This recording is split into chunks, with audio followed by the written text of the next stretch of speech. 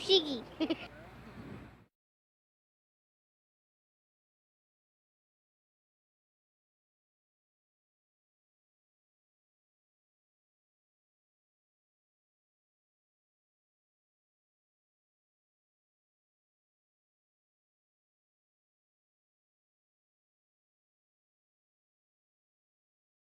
Thank you for purchasing your new Fushigi ball. Fushigi is uniquely designed to enhance the reflective properties of the sphere and the overall illusion. Its patent-pending design makes it the only contact juggling ball in the world that includes the ball-in-ball design and is actually safe to use in the sun. Clear acrylics do magnify the sun and can become a magnifying glass when placed or used in sunlight, so beware. Because of the ball-in-ball design of your Fushigi, it will not create a hot spot. So if you're not using Fushigi, please be careful. Now each Fushigi is hand polished so that every Fushigi is unique to itself. You may notice slight variations from one to another. Please make sure you practice it first over carpeting or soft surface. You may drop your Fushigi in the beginning, but you don't want to damage tile, hardwood floor, or especially your Fushigi. But your Fushigi will not break or shatter, but scratches can happen if it's handled improperly. This is a skill art, and it does take some practice, time, and dedication to honing your skills and abilities with your Fushigi ball. Hello and welcome to the Fushigi Training DVD. I'm the Amazing Kenny, and I'll be teaching you to master the art of Fushigi. Your Fushigi does not, in fact, float on its own. It's a magic ball because it capitalizes on the illusions of levitation and flotation that you can produce with simple motions. This art is based on the art of contact juggling. The Fushigi ball is designed for these sort of manipulations.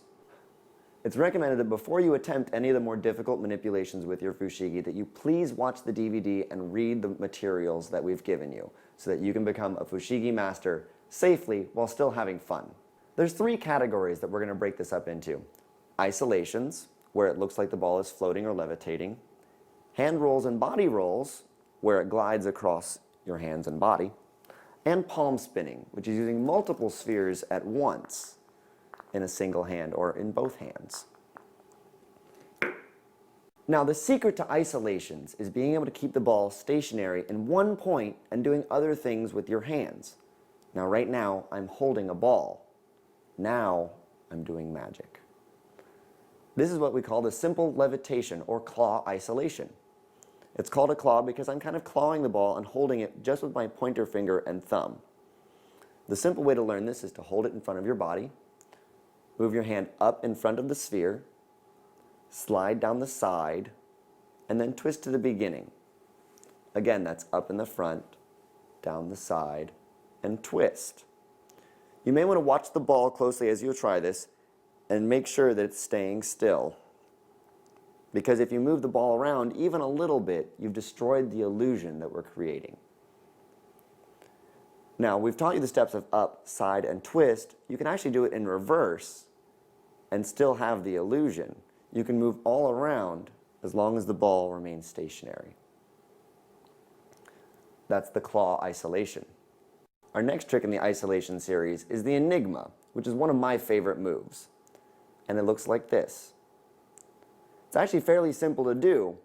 You start with the ball in one of your hands, put the other hand on top, and you're going to kind of push against it gently so it's not just going to fall out. You're going to move your thumb and pointer finger up so that it rolls up to this position, then switch which thumb and pointer finger is on it and roll back down. And that's right where we started. So then you do it again, first going up in the front and then down. Up, thumb and pointer, switch, and down. Now, as long as you're keeping pressure, then the ball will be stuck there. A lot of the times it'll begin to move gently as you're trying to learn. You want to focus by looking into a mirror or focusing on the sphere and keeping it still in space. You can also flip it, so your other hand is on top, and it's still the same motion. Do it sideways, or even while moving to create another wave, or it's a whole different move. Even though all you're doing is rolling it between your fingers. Now the audience can't tell how it's working. The ball is actually rolling in this direction as it goes up, switch, and down. But because there's no tell marks on the magic Fushigi sphere, Nobody knows what's going on. And that's our Enigma. Next, we're going to teach you ringing the towel. It starts by putting the ball on your fist, kind of like it's an ice cream cone.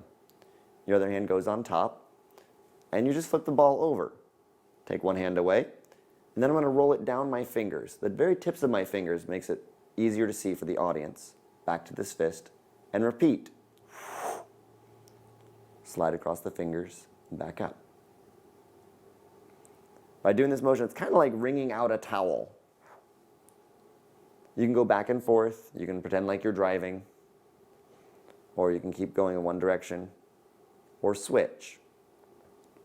And that's the wringing the towel isolation. Next, we're going to be working again with that ice cream cone for the Ice Cream Ascension. What I'm going to do is make my fist, put the ball on top, and we can actually make it grab with the other fingers, but just with my pinky and ring finger, and then move it up to the top to the other ice cream cone. So we switch from one hand up the fingers to the next one. And in that way, this creates an ice cream float or an ice cream ascension. You can push it down and do it again. You can actually keep it in the same point in space. There's an ice cream levitation. Or even have the ball falling slightly forward for this forward roll. And there's our ice cream ascension. This is the wiper. It's kind of like a windshield wiper, moving in an arc with your elbow staying in almost the same spot. The way that this is done is by first developing your cradle. And that's holding anything on the back of your hand. The way you do that is by holding it out in front of you, straight with the ground. Put your middle finger down a little bit, and that creates a 3-finger cradle. It looks about just like this with my finger pointing forward. You can also do a 2-finger cradle, which is like this, or a fork. That has a little bit less surface area, but for some people it will be more comfortable. Or even a Vulcan cradle. Live long and prosper. Well, I prefer the 3-finger cradle for learning. It's what I'm going to teach. Once you have this here, you want to move your hand side to side to feel the balance of the ball and its inertia. Once you can do that, then move it up and down quickly, and you want to catch it softly like you're catching an egg, or a baby egg. Very soft is the idea. Once you can have it do that, then have it leave your hand and again catch on the cradle, just by 1 inch with a very soft catch. Once you can do that, then flip your hand and catch it in the palm and try and go back. This may take a little bit of practice. Feel free to spend as much time on it as you need.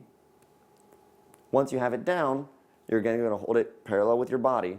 You're going to throw the ball gently, just off the tips of your fingers, point your hand at it, and catch in the palm of your hand, and then reverse, trying to bring it back.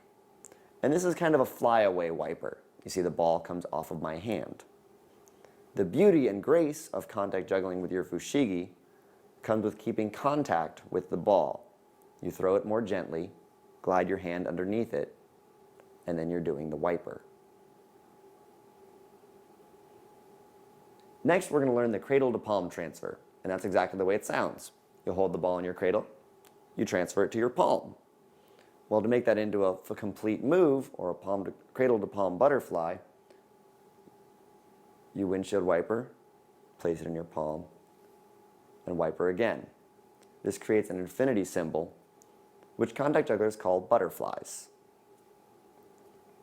And that's the cradle to palm butterfly or wiper. Now, once we can do the cradle to palm, you can actually reverse it and do palm to cradle. It's in my palm, I transfer it to my cradle and flip it over. And it's a whole different move learning it backwards. So now you have the cradle to palm and palm to cradle. The next trick with your Fushigi sphere is the halfpipe. This one's for you skaters out there. And the way it starts is either in the tripod or your palm. You're going to roll it with that palm to back transfer like we learned earlier. You then do a back-to-back transfer, just kind of dumping it from one cradle to the next, then from the cradle to palm and up. That creates this series of motions which put together create the halfpipe.